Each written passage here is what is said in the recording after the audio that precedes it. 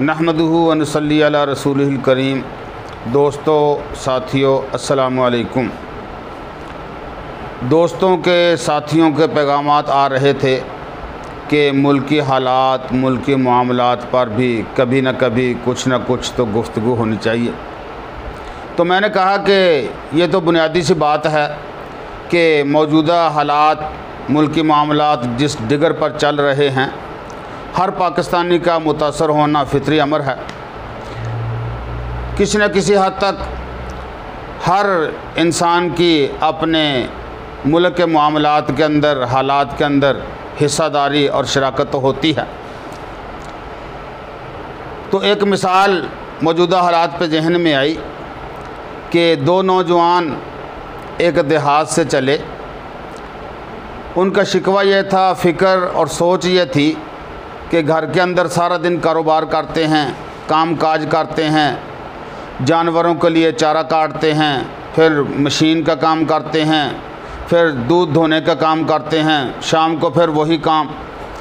लेकिन होता क्या है कि जब भी घर के अंदर कुछ बहस मुबाहसा होता है तो हमें जो अल्फाज सुनने को मिलते हैं वो ये कि ये तो तुम तो नखट्टू हो, काम के न काज के, दुश्मन अनाज के, तुम क्या करते हो, सारा दिन फारिग फिरते रहते हो, खेलते रहते हो, हर किसी से लड़ते रहते हो, काम तुम्हारा कोई है नहीं, और मुतालबा तुम्हारा ये है कि शाम को खाना वगैरह अच्छा हो, दूध वगैरह अच्छा हो, और हर 2 महीने के बाद नया सूट काटने वाला मिल जाए।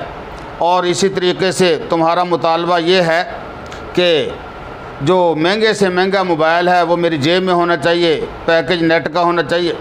तो सारा कुछ मुतालबा तुम्हारे हैं, लेकिन काम तुम कुछ भी नहीं करते। तो वो इन चीज़ों से, तानों से मुतासर होकर उन्होंने आपस के अंदर, दोनों दोस्तों ने प्रोग्राम बनाया कि यार वो हमारे देहात के वो फ़लाँ 2 साथी हैं ना, 2 3 4, वो फ़लाँ मिल के अंदर फ़लाँ फैक्ट्री में काम करते हैं। तो एक मुनासिब तनख्वाह उनको मिल जाती है। जब भी महीने 2 महीने बाद घर को आते हैं तो फिर उस वक़्त उनकी घर के अंदर आओ भुगत होती है। जो वो चाहते हैं वही पकता है, जो मुतालबा करते हैं वही सजता है, हर चीज़ उनको मिलती है, उनकी रिस्पेक्ट होती है। घर वाले भी उनको तलियों पे उठाते हैं, सर पे उठाते हैं।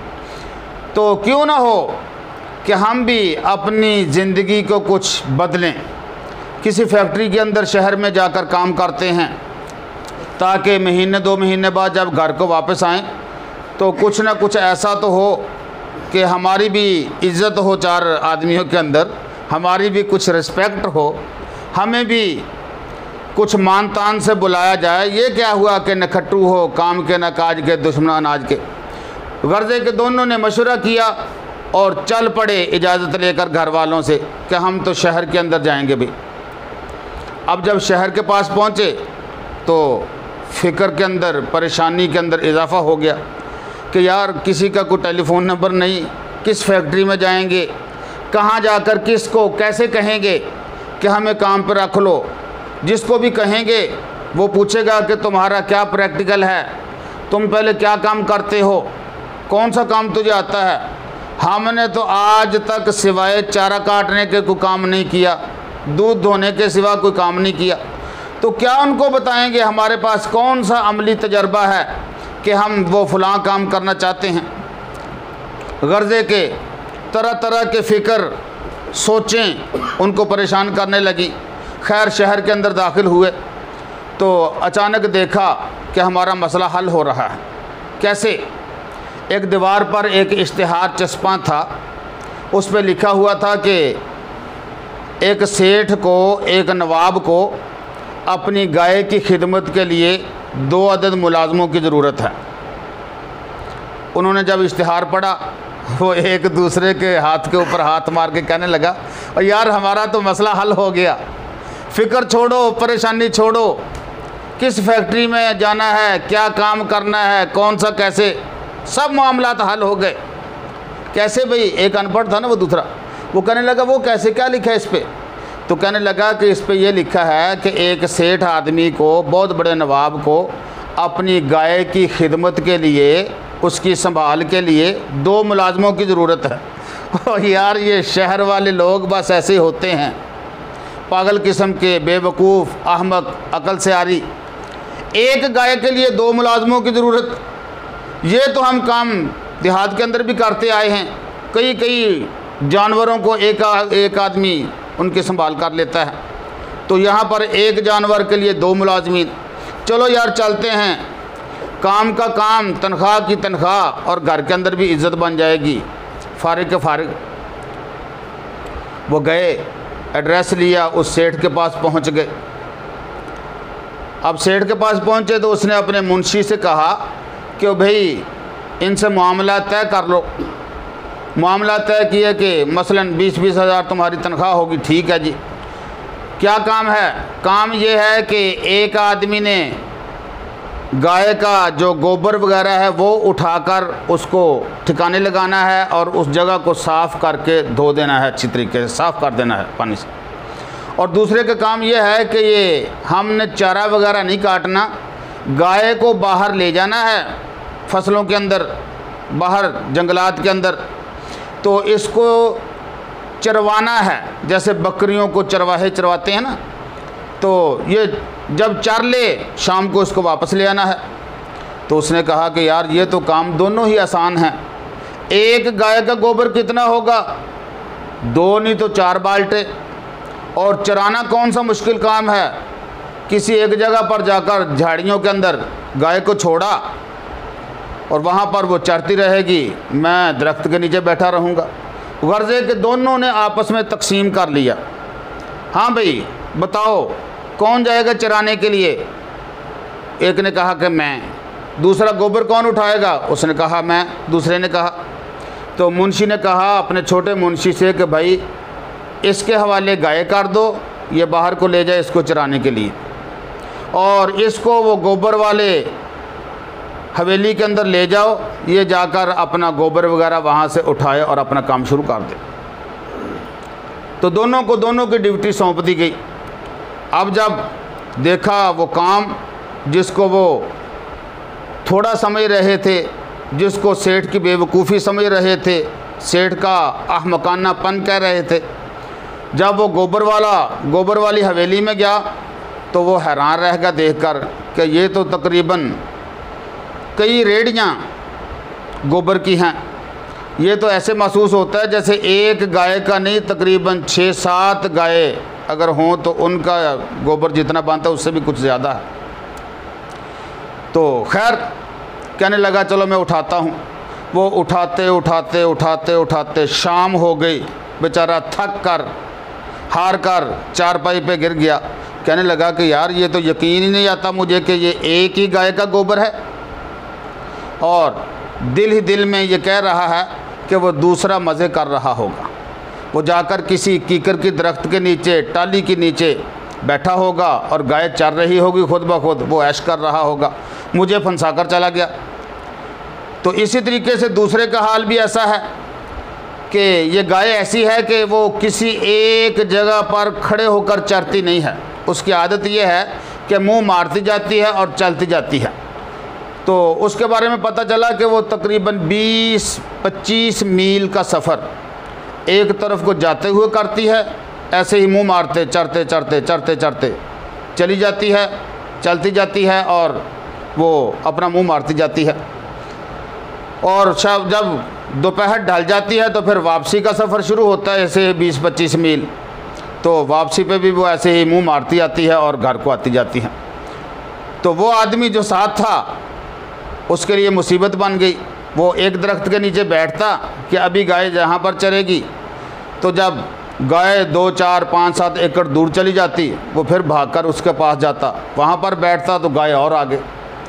तो जब उसको 20-25 मील का सफ़र गाय के पीछे करना पड़ा तो वो तो थक गया। कहने लगा यार ये तो शाम तक मैं तो अजीब मुसीबत के अंदर मुब्तला हो गया हूँ। दूसरे के बारे में ख्याल करने लगा कि वो चालाक निकला, उसने मुझे फंसाया है। वो खुद तो वहाँ पर 4 बाल्टे 5 बाल्टे वो गोबर के उठाकर आराम कर रहा होगा किसी पंखे के नीचे बैठा और मुझे फंसा दिया। तो अब आपस के अंदर दोनों ये सोचने लगे एक दूसरे से चालाकी करने के लिए कि यार ऐसा हो कि कल को अपनी जो ड्यूटी है वो चेंज कर लें, तब्दीली ले आएँ। ऐसा हो कि मैं अपने वाला काम उसको सौंप दूं, उस वाला खुद कर लूं, क्योंकि वो मज़े में होगा और मैं मुसीबत में हूं। वो दूसरा भी यही सोच रहा है। शाम को जब इकट्ठे हुए आपस के अंदर तबसरा तज्जिया, एक दूसरे के हाल अहवाल मालूमात कि भाई क्या बना। अब जो बाहर चराने गया था उसने कहा कि मैं तो बड़े मज़े में रहा, तुम बताओ कैसा बना। वो कहता है यार वो 4 बाल्टे गोबर के थे, मैं तो बस उसको फेंक कर आराम से आकर सो गया पंखे के नीचे, बड़ा आराम आया, बड़ा मज़ा किया, आज बड़ी लज्जत की नींद आई है। कहने लगा अच्छा तुमने क्या। वो कहता है मैं भी बस ऐसे ही वहाँ दरख्तों के नीचे गाय को छोड़ा, ये झाड़ी वगैरह के अंदर अपना चरती रही, मुंह मारती रही, और मैं दरख्तों के नीचे आराम से बैठ गया।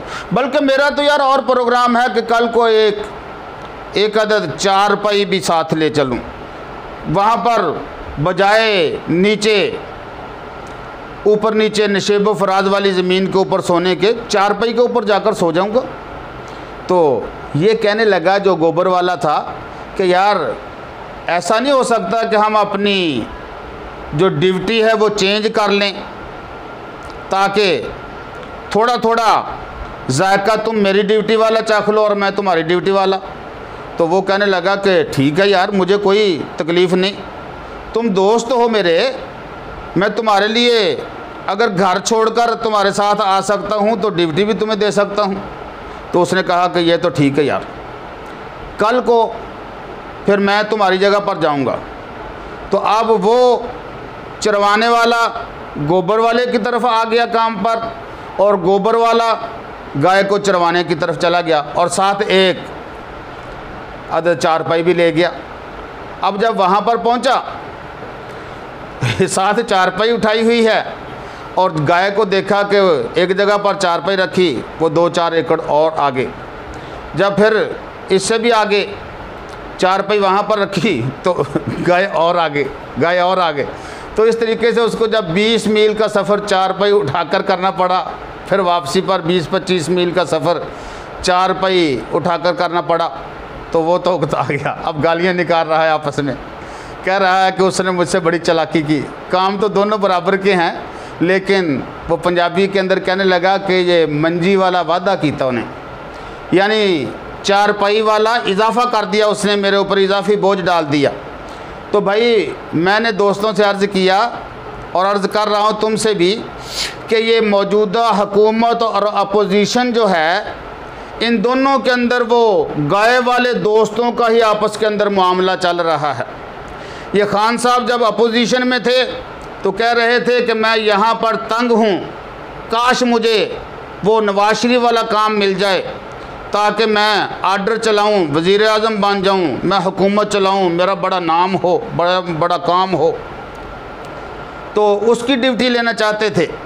और नवाज शरीफ साहब अपनी जगह पर बड़े मुश्किल हालात में थे, ऐसे जैसे फंसे हुए हों किसी काम में, हर वक्त किसी न किसी इदारे से झगड़ा, हर वक्त किसी पे तनकीद, ये फ़लाँ मेरे ख़िलाफ़ साजिश कर रहा है, फ़लाँ फ़लाँ फ़लाँ। और इमरान खान पर तो वो रशक करते थे कि यार ये कितना आराम के अंदर है कि काम काज इसको कुछ नहीं, सिर्फ़ और सिर्फ तनकीद करता है बस। दुनिया इस चीज़ पर मुत्तफ़िक है कि काम करना सबसे मुश्किल और तनकीद करना काम करने वाले पर सबसे दुनिया का आसान तरीन काम है। एक आदमी सुबह से लेकर शाम तक दीवार बनाता है, और जो तनकीद करने वाला आकर शाम को कह देता है यार ये देखो ना, ये ऐसे लगता है जैसे थोड़ी सी टेढ़ी है। यानी तनकीद करना सबसे आसान काम है और काम करना सबसे मुश्किल काम है। तो इमरान खान पर रशक करता था नवाज शरीफ कि यार ये कितना आराम के अंदर है कि आराम से तनकीद करता है, करना वरना कुछ नहीं, और मैं सारा दिन काम करता हूँ, मुल्क की खिदमत करता हूँ, और फिर भी शाम को मेरे ऊपर ये तनकीद करता है। अगर ऐसा वक्त आया कि मुझे अल्लाह ने वो सीट दे दी और इसको ये सीट दे दी, फिर मैं उस सीट पर बैठकर इस पे तनकीद करके बताऊंगा कि ये काम कितना आसान है। यानी वो उसको उस वाली सीट चाहता था और वो इस वाली सीट चाहता था। हालात ने पलटा खाया, अल्लाह पाक ने दोनों को ड्यूटी चेंज कर दी।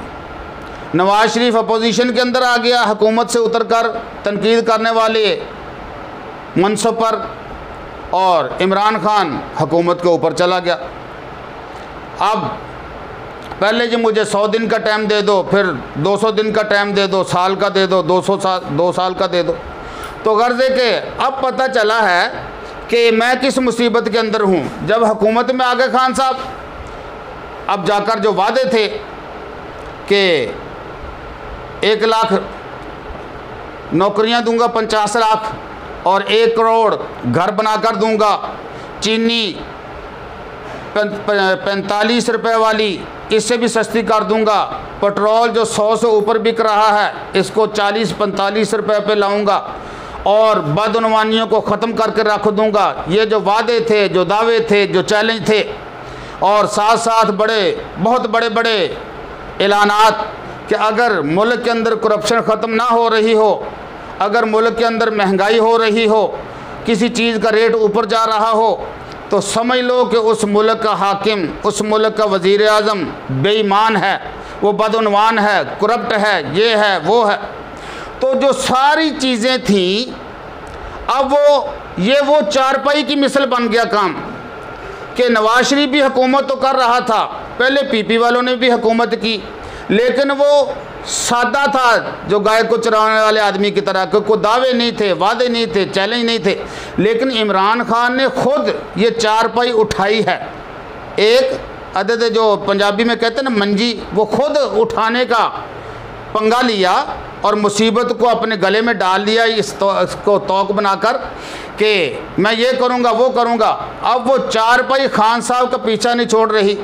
जिस जलसे में जाते हैं, जिस महफिल में जाते हैं, जिस तकरीब में शिरकत करते हैं, लोगों के आगे से बातें हैं कि जी चीनी बहुत महंगी हो गई, क्या जहांगीर तरीन पकड़ा गया, क्या खुसरू परवेज़ पकड़ा गया, क्या नदीम बाबर तेल को महंगा करके पाकिस्तान को टीका लगा के पकड़ा गया, क्या जुल्फी बुखारी को आपने रिंग रोड सिकंडर के अंदर पकड़ा।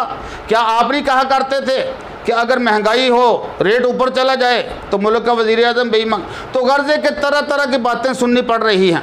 तो वजह क्या है कि ये चारपाई खान साहब ने खुद उठाई हुई जो है ना, अब इसको मुसीबत समझ रहे हैं। अब कहते हैं ये क्या मुसीबत है, क्या मेरे लिए परेशानी का बास है। तो खान साहब, ये चारपाई आपको किसी और ने नहीं उठवाई, आपने खुद उठाई है, खुद वादा किया था। किसी का मुतालबा आपसे ये नहीं था कि आप चीनी को सस्ता करें, किसी का मुतालबा नहीं था पेट्रोल को सस्ता करें, किसी का मुतालबा नहीं था कि अगर महंगाई हो जाए तो वज़ीर आज़म को बेईमान कहें और ख़ुद बेईमान बने। आपने खुद अपने मुंह से जो अल्फाज अदा किए, अब उससे आप भागना चाहते हैं। लेकिन अवाम है कि अवाम का हाफजा अब इतना कमज़ोर नहीं रहा। अवाम सब, और ख़ासकर ये जो टीवी वाले आपके ख़िलाफ़ शरारतें कर रहे हैं कि बार बार आपकी वो पुरानी माजी वाली तकरीरें लोगों को सुना रहे हैं कि खान साहब ये कह रहे थे, खान साहब कल ये कह रहे थे, खान साहब कल ये कह रहे थे कि अगर वज़ीर आज़म ख़ुद हिस्सादार जब तक करप्शन के अंदर नहीं होगा तो अपने वज़ीरों को रोक सकेगा। अगर ख़ुद हिस्सादार है तो फिर समझ लो कि अपने वो वज़ीरों को करप्शन करने से रोक नहीं सकता, क्योंकि वो ख़ुद बेईमान है। तो अब अगर जुल्फ़ी बुखारी, अब अगर नदीम बाबर, अब अगर अब्दुल रज़ाक दाऊद और दूसरे तीसरे खुसरू परवेज़, जहांगीर तरीन, ये सब करप्शन करते हैं आपकी नाक के नीचे बैठकर, और आप उनको पकड़ नहीं रहे, तो लोग अपनी तरफ से कुछ इल्ज़ाम नहीं दे रहे, बल्कि आपके फार्मूले को मानते हुए, आपकी थ्योरी को नाफिजुल अमल गर्दानते हुए वो इस बात को कहने पे मजबूर हैं कि शायद खान साहब का भी अंदर कुछ हिस्सा हो, जो इनको पकड़ नहीं रहे। पहले तो बड़ा कहते थे कि मैं ये कर दूंगा वो कर दूंगा, तो खैर बातें हो रही थी। तो इतने में एक नौजवान आया, तकरीबन 32-35 साल उसकी उम्र होगी। तो वो भी कुछ बातें उसने सुनी और अचानक उसकी आंखों के अंदर आंसू आ गए, रोने लगा। वो ऐसे रो रहा था कि जैसे आहोजारी कर रहा हो, नोहा कर रहा हो, और इंतहाई हद तक आखिर के अंदर तो ये कि जैसे बच्चा बिलक बिलक कर रोता है वो ऐसे रो रहा था। मैंने कहा भाई नासिर अहमद बताओ तो सही क्या बात है, क्या याद आ गई? तो वो अपना मसला लेके खड़ा हो गया, कहने लगा जी मैं वो बदनसीब शख्स हूँ कि मेरा एक बड़ा गहरा दोस्त था बचपन के अंदर, तो वो किसी ऐसी कौम के अंदर से था कि उसकी कौम के, उसकी कास्ट के लोगों का काम जो है ना वो ठगी, फ्रॉड, चोरी, डकैती, तो ऐसे लोग थे वो। तो कहने लगा कि उसको भी कुछ चस्का था और वो अपने बड़ों के कारनामे बयान करके बड़ा फ़ख्रिया तौर पर बयान करता था, इजहार करता था कि वो मेरे अब्बा ने चोरी की, मेरे मामू ने किसी की भैंस चुराई फिर वापस नहीं दी, तो ऐसी बातें। तो कहने लगा कि मैंने उसको रोका कि भाई ये काम ठीक नहीं, ये रिज़्क हलाल नहीं। तो वो मुझे कहता है कि मौलवी साहब छोड़ो, तुम पता नहीं किस मौलवी की औलाद हो, तुम हर चीज़ के अंदर हलाल हराम का पहलू लेकर बैठ जाते हो।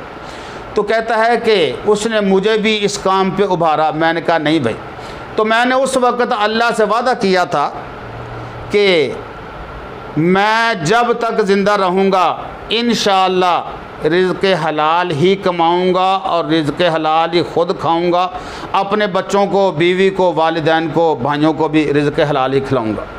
कहने लगा कि मैंने कभी भी किसी को वोट नहीं डाला आज तक, सिवाय एक मर्तबा के। मेरी ज़िंदगी में 2, 3, 4 इलेक्शन हुए, मौका मिला, लेकिन मैं इन चीज़ों से मुबर्रा था, इन चीज़ों से मरफूल कलम था कि मैं किसी को इस काबिल ही नहीं समझता था कि मैं किसी को वोट दूं, और ना ही ख़ुद को इस काबिल समझता था कि मेरे वोट का कोई शराकत, किसी को कोई हिस्सा मिलेगा या वाक़तन मेरे वोट का कोई असर होगा। तो मैं इन चीज़ों को बस ऐसे ही समझता था कि छोड़ो बस, ये जमहूरियत वोरियत ये कुछ नहीं है, सब ऐसे ही ड्रामा है। तो कहता है कि हमारा कारोबार क्या था कि रेलवे की जगह पर एक दुकान थी, मेरे वालिद छोड़कर गए थे, वहाँ पर मैं अपने बच्चों को, अपने वालिदैन को बुढ़ापे के अंदर और अपनी बीवी को रोटी वगैरह कमा कर खिलाता था। कहता है कि फिर वो वक़्त आया कि वो जो मेरा दोस्त था ना बचपन का, उसने तो कई ऐसे फ्रॉड के काम किए, वो तो आज कारों के अंदर घूम रहा है। तो कहता है कि मेरे हालात ये बने कि मैं उस दुकान पर अपनी, अल्लाह का शुक्र है, इतनी रोटी कमा लेता था कि मेरे बच्चों का पेट भर जाता था, वालिदैन की दवाई वगैरह आ जाती थी। तो फिर वो हालात बने कि खान साहब की तकरीर सुनी, मुझे बड़ी अच्छी लगी, अल्फाज की जादूगरी, कि मैं जिन लोगों ने मेरे मुल्क का पैसा लूटा है उनके पेट फाड़ कर उनसे पैसा निकलवाऊंगा, इनको जेलों के अंदर डालूंगा। और फिर खान साहब ने एक मरतबा, मैंने एक तकरीर में सुना, कहता है कि ये जो 100 रुपये से ऊपर पेट्रोल बिक रहा है, ये फ़लाँ टैक्स, फ़लाँ टैक्स, फ़लाँ टैक्स। तो गर्जे के खान साहब ने कहा कि 40 रुपये में पड़ता है तेल, पेट्रोल, अगर मैं आ गया तो मैं 40 से 45 रुपये लीटर बिकवा कर दिखाऊँगा। और चीनी के बारे में फरमाया कि ये शरीफ ख़ानदान की चूँकि ख़ुद शुगर मिले हैं अपनी, और इनके मुंह को शोरा लगा हुआ है हराम, तो ऐसा है कि ये इसका रेट नीचे नहीं आने देते। अगर मैं आ गया तो मैं चीनी भी इससे आधे रेट पर बिकवा कर दिखाऊँगा। ये लोगों को रोज़गार नहीं देते, ये बर्दाश्त नहीं करते किसी का बच्चा रोज़गार कर रहा हो, रोज़ी कमा रहा हो। तो कहने लगे कि मैं 50 लाख नौकरियां दूंगा। एक तकरीर में कहा कि मैं 1 करोड़ मकानात बनवा कर दूँगा लोगों को, गरीबों को। तो गर्जे के मुख्तलिफ दावे वादे। कहने लगे कि मुझे उस दिन से बड़ी दिलचस्पी हो गई। फिर जहाँ पर भी खान साहब की तकरीर लगी होती, कोई जलसा होता, तहरीक इंसाफ का कुछ जुलूस होता, मैं उसके अंदर ज़रूर शामिल होता, हर तकरीब के अंदर, हर महफिल के अंदर, कि खान साडा आवे ही आवे। तो मुझे एक ज़ाती हद तक मेरी आँखों के अंदर उम्मीद की चमक आ गई, एक उमंग पैदा हो गई कि अब मेरा मुल्क तरक्की करेगा अगर खान साहब आ गए। मैंने ख़ुद भी और अपने जैसे नौजवानों को भी बड़ा हमने जिद्दोजहद की, सही की, भाग दौड़ की। खैर इलेक्शन आया, हमने खूब वोट डाले, अपने बड़ों से भी, माइयों से, बहनों से और अपने वालिदैन से, चचाओं ताओं मामुओं से सबके वोट डलवाए कि खान साहब को वोट डालना है, अब मुल्क बदल कर रहेगा, करप्शन को ख़त्म करना होगा और ये जो ब्यूरोक्रेसी है जालिम बनी हुई, ये इंशाल्लाह इनका जुल्म ख़त्म होगा, आवाम की हाकमियत कायम होगी। लेकिन कहता है कि उस वक़्त ना नवाज़ शरीफ के दौर में, बेनज़ीर के दौर में भी, कहता है कि कुछ वक़्त ऐसा आया कि हमारी दुकानों के लिए नोटिस आ गए कि ये सरकारी जगह पर हैं, आपने कब्ज़ा किया हुआ, इसको छोड़ दें। खैर नोटिस आए, हमने थोड़ा सा मिन्नत तरला किया, वो नोटिस ख़त्म हो गए, बात आई गई हो गई। कहते हैं कि जब खान साहब की हुकूमत आई तो अब मैं बड़ा ही पुरुम्मीद था कि ये पहले वाले तो डाकू लुटेरे थे, ये पहले वाले तो चोर उचक्के थे, अब खान साहब इनसे पैसे भी निकलवाएंगे और अब रोज़गार भी देंगे और अब नौकरियां भी मिलेंगी, अब मकानात भी हुकूमत बनाकर हमें देगी। तो मैं बड़ा पुरुम्मीद था। लेकिन फिर कुछ हालात ऐसे बने कि दिन ब दिन मेरे ऊपर ज़िंदगी तंग होने लगी। पहला वार ये चला कि बूढ़े वालिदैन के लिए जो दवा मैं शाम को 100 रुपये की लाता था वो 125, फिर 150 की हो गई। दूसरा वार ये हुआ कि बिजली जहाँ पर मुझे 500-700 बिल आता था वो 2000 के अंदर चला गया। और उसके बाद अगला हमला मेरे ऊपर ये हुआ कि जहाँ पर मेरी दुकान थी रेलवे की जगह पर, वहाँ पर नोटिस आ गया कि ये कब्ज़ा है तुम्हारा, नाजायज़ ख़त्म कर दो। मैंने तो खान साहब को जो सुना हुआ था वो तो ये था कि खान साहब कहा करते थे कि 2 नहीं 1 पाकिस्तान, पाकिस्तान के हर शहरी को बाइज़्ज़त रोज़गार मिलेगा। ये तो पहले जो रोज़गार अपने तौर पर कमा रहे थे ये तो उनको भी छुट्टी कराने वाली बात थी। तो मैंने खैर इसको मजाक समझा। मैंने कहा पहले भी नोटिस आते रहे, ख़त्म होते रहे, लेकिन इस बार नोटिस सीरियस था। चंद दिनों के बाद वो लोग आ गए हमारी दुकानें गिराने के लिए। कहते हैं जी वो ज़रिया माश जो था, वो जो मेरी माशी पनाहगाह थी वो शहीद कर दी गई। मैं हंस पड़ा कि शहीद? कहने लगा हाँ जी, आप कहते हैं कि मस्जिद शहीद हो गई, बाबरी मस्जिद। मैं कहता हूँ मेरी माशी पनाहगाह शहीद हो गई। कहता है कि वो मेरी माँ का दर्जा रखती थी, वो मुझे रोटी देती थी और मेरी माँ रोटी पकाती थी, मैं उसको भी अपनी माँ का दर्जा देता था। कहता है कि मेरी उस माशी पनाहगाह को शहीद कर दिया। मैं हैरान रह गया कि और चंद दिनों के बाद फ़ैसला आया कि इमरान खान साहब का जो बनी गाला में महल है उसको रेगुलाइज कर दिया जाए। सुप्रीम कोर्ट का फ़ैसला कानूनी तौर पर कि रजिस्ट्रेशन हो जाए।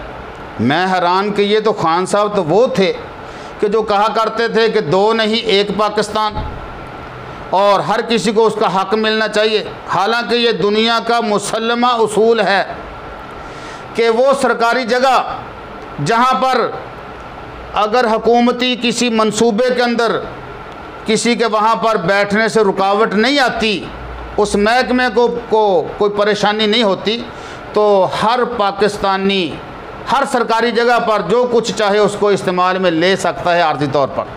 और यहाँ पर रेलवे में तो वैसे भी कानून है कि दुकानें किराए पर दे दी जाती हैं। तो मैंने भी अप्लाई किया था कि मुझे भी किराए पर दुकान दे दो, लेकिन वो हमारी कानूनी तौर पर होने के बावजूद, हक होने के बावजूद, वो कहता है कि मेरी दरख्वास्त को रद्दी की टोकरी के अंदर फेंक दिया गया। किसी खाते में उसको कोई जवाब के काबिल न समझा गया। जबकि खान साहब जिस जगह पर रहते हैं बनी गाला में, वो पहाड़ों से जो पानी गिरता है नीचे को आने के लिए नदी नालों के अंदर, वो आबी गुजरगाह है। पूरी दुनिया का मुसल्लमा उसूल, कानून और कायदा है कि जो पहाड़ों से आबी गुजरगाहें हैं उनको इस्तेमाल में नहीं लाया जा सकता, वहाँ पर आबादी कायम नहीं हो सकती, वहाँ पर इमारत नहीं बन सकती। लेकिन यहाँ पर अजीब बाबा आदम निराला था कि मेरा काम जो रेगुलाइजेशन का था ये हो सकता था कानूनी तौर पर, वो नहीं हुआ। और खान साहब का वो काम जो कि बैनुल अक़वामी तौर पर, मुसल्लमा तौर पर, इंटरनेशनली कि वहाँ पर इमारत कायम नहीं हो सकती, उसको रेगुलाइज कर दिया गया। और फिर चंद रुपयों के अंदर कि जी खान साहब को ये ज़मीन इनके नाम पर कानूनी तौर पर रजिस्टर्ड कर दी जाए। मैं हैरान रह गया कि क्या ये वही खान साहब हैं कि जो कहा करते थे कि दो नहीं एक पाकिस्तान? क्या ये वही खान साहब हैं जो कहा करते थे कि मैं गरीबों को उनका हक दिलाऊंगा? क्या ये वही खान साहब हैं जो कहा करते थे कि अगर किसी ने मेरे किसी गरीब को मैली आँख से देखने की जुर्रत की तो मैं उसकी आँख फोड़ दूंगा? क्या ये वही खान साहब हैं कि जो कहा करते थे कि मैं अगर इक़्तिदार पे आ गया तो नवाज़ शरीफ और दीगर बदउनवान करप्ट लोगों के पेटों से कौमी हुकूम को वापस निकालूंगा? तो मुझे यकीन नहीं आ रहा था। मैं सोच रहा था कि शायद कोई ठगी हो गई है, शायद कोई ठगी हो गई, शायद कोई फ्रॉड हो गया। ये खान साहब का नाम इस्तेमाल करके ये कोई ऐसे इक़दामात किए जा रहे हैं खान साहब को बदनाम करने के लिए। मेरा जहन ये कह रहा था कि खान साहब को अंधेरे के अंदर रखा जा रहा है, लेकिन मुझे उस वक़्त यकीन आया कि जब मेरी दुकान को बाकायदा गिराने के लिए सरकारी मशीनरी आ गई। वो शायर ने कहा ना कि जिन पत्थरों को अता की थी हमने धड़कने, जिन पत्थरों को अता की थी हमने धड़कने, जब बोलने लगे तो हम पर ही बरस पड़े। तो ये तो वही हुकूमत थी जिसको हम अपना वोट देकर, हम अपना ज़ोर लगाकर, अपनी ताकत से हम इसको ऊपर लाए थे। लेकिन अब हालात ये थे कि हमसे ज़रिया माश भी छीन लिया गया। मैं दरबदर हो गया, ठोकरें मेरा मुकद्दर बन गई। वालिदैन की दवाई पूरी नहीं हो रही, बच्चों की रोटी पूरी नहीं हो रही, स्कूलों की फ़ीसें नहीं दी जा रही। नतीजा क्या निकला कि मैंने अपने छोटे छोटे बच्चों को ठंडा पानी देकर बसों के अंदर बेचने के लिए लगा दिया, किसी को ये छल्लियाँ देकर कि जाओ बेटा छल्लियाँ बेच कर आओ। तो गर्जे के हमने ऐसे ऐसे काम किए कि मैंने सोचा कि ये जैसे कैसे भी है रोटी मेरी पूरी हो जाए, कुछ और मिलता है मिले, नहीं मिलता तो ना मिले। तो वो रो रहा था, ज़ारों कतार रोने लगा ये बातें करके। मैंने कहा भाई रोते क्यों हो, क्या अफसोस है तुम्हें, जो होना है मुकद्दर का लिखा है। तो वो कहने लगा जावेद भाई मुझे रोना इस बात पर नहीं है कि मेरा कारोबार तबाह हो गया, मैं शायद इसको अपना मुकद्दर समझ लेता, मैं शायद अपना नसीब समझ लेता कि मेरा मुकद्दर नसीब ही ये है। लेकिन मैं जब ये सोचता हूँ कि वो लोग जो करप्ट थे, बदउनवान थे, बदनीयत थे, बदतीनत थे, उनके होते हुए तो मेरी दुकानें न गिराई जा सकी। लेकिन खान साहब जो ईमान के आला दर्जे पे फायद हैं, रियासत मदीना बनाना चाहते हैं, जहाँ पर अगर कुत्ता भी भूखा मर जाए तो खलीफा वक्त कहता है कि क़यामत के दिन मुझसे हिसाब किताब होगा। और दो नहीं एक पाकिस्तान का दावा करने वाले।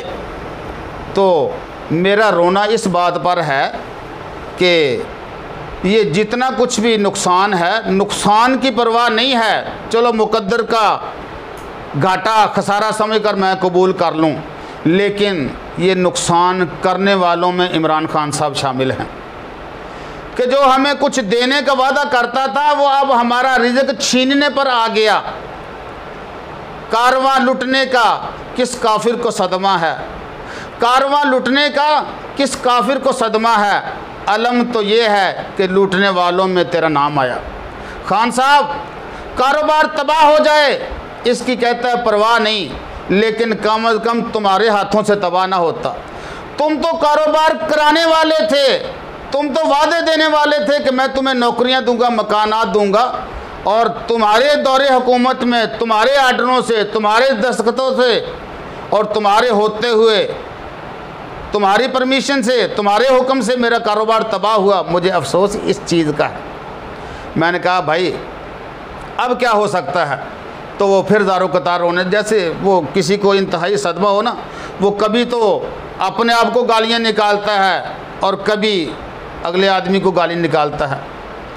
तो कहने लगा कि अब बस एक काम कर दो मेरा। मैंने कहा वो क्या?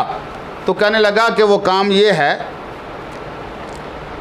कि मुझे वापसी का रास्ता दे दो।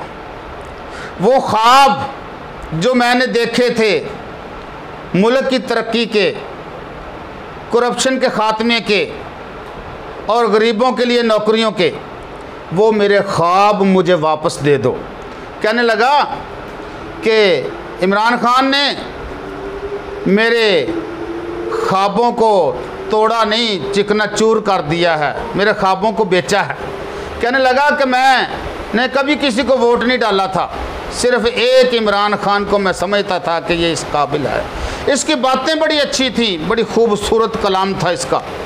तो कहता है कि अब मेरे ख्वाबों को जो चिकना चूर किया गया है, मैं कहता हूँ कि मेरे वो ख्वाब, मेरी वो तमन्नाएँ, मेरी वो उम्मीदें मुझे वापस कर दो, ताकि मैं उन्हीं कदमों पे वापसी का रास्ता ले सकूं। और एक मर्तबा कहने लगा कि मुझे मेरा इमरान ही वापस कर दो। मैंने कहा वो किसने पकड़ा? कहने लगा उसको पकड़ रखा है नदीम बाबर ने, उसको पकड़ रखा है रज़ाक दाऊद ने, उसको पकड़ रखा है जहांगीर तरीन ने, उसको पकड़ रखा है जुल्फ़ी बुखारी ने, उसको पकड़ा रखा है खुसरू परवेज़ ने। ये वो लोग हैं जो पहली हुकूमतों में भी हुआ करते थे और इमरान खान साहब उन पर बरसा करते थे। पता नहीं इनके पास क्या गीदड़ सिंगी है कि खान साहब ऊपर गए तो ये उनके साथ मिल गए। अब मेरा मुतालबा ये है, कहता है कि मुझे मेरा इमरान वापस कर दो, मेरा कायद वापस कर दो। कहता है ये क्या हुआ कि कारवां चलता रहा, लेकिन अमीर कारवां जीत गया और कारवां हार गया। सिपा सालाल लश्कर लकीर क्रास करके अगली सफ़ के अंदर चला गया जीतने वालों में, और मेरा कारवां फिर हारने वालों में रह गया। तो कहता है कि मुझे वापस जाने का रास्ता दे दो। मैंने कहा यार ये क्या है? तो उसने एक शेर पढ़ा कि कफ़स ही मुझको अजीज़ था, कफ़स ही मुझको अजीज़ था, जहाँ जी तो लेता करार से। कफ़स पिंजरा, जेल खाना। कफ़स ही मुझको अजीज़ था, जहाँ जी तो लेता करार से। मुझे चमन में न ले चलो, मैं डरा हुआ हूँ बहार से। कहने लगा कि ये जो नया पाकिस्तान है भाई, ये मुझे हज़म नहीं हो रहा, मुझे ये अच्छा नहीं लग रहा, ये मेरे मुकद्दर के अंदर नहीं। वो जो करप्ट लोगों का पाकिस्तान था, पुराना पाकिस्तान था, जिसके अंदर बदउनवानी थी, मुझे वही पाकिस्तान चाहिए। कम अज़ कम उसके अंदर चीनी तो 45 रुपये थी, तेल का रेट तो 100 रुपये से कम था, वहाँ पर काम तो कुछ ना कुछ हो सकता था। नोटिस आते थे तो ये नवाज शरीफ और बेनज़ीर के दौर में वो मेरी दुकानें कभी गिराई तो नहीं गई, वो वापस हो जाते थे। इस दौर के अंदर नए पाकिस्तान में तो मेरा खाना तबाह कर दिया गया। वो रोने लगा, इतना ज़ारो कतार रो रहा था कि कहता था कि मुझे मेरी वापसी का रास्ता दे दो भाई, मुझे वही पुराना पाकिस्तान दे दो। तो भाई ये जितनी भी बातें हैं ये उसकी दुखी दिल की बातें थी। तो दोस्तों से गुजारिश यही है कि कुछ देर सब्र करो, कुछ देर सब्र करो। मैंने उससे कहा कि भाई खान साहब ने देखे ना, ये अभी 3-4 दिन पहले अफ़गानिस्तान की सूरत हाल पर अमेरिकी टीवी को जो इंटरव्यू दिया, कितनी अच्छी बातें की। तो ये मुकद्दर बदलेगा, हालात बदलेंगे। वो कहने लगा कि यही तो अच्छी अच्छी बातें थी जिन्होंने हमारी मत मार दी थी, हमारी अकल ख़त्म कर दी थी। काश उस वक़्त ये बातें हमें अच्छी ना लगती तो ये हालात ना बनते। तो भाई ये उस नौजवान का नौहा था, ये उस नौजवान के दिल का दर्द था जो आपके सामने रख दिया। दुआ फरमाएं कि अल्लाह हमें इसको सोचने और समझने की तौफीक अता फरमाए।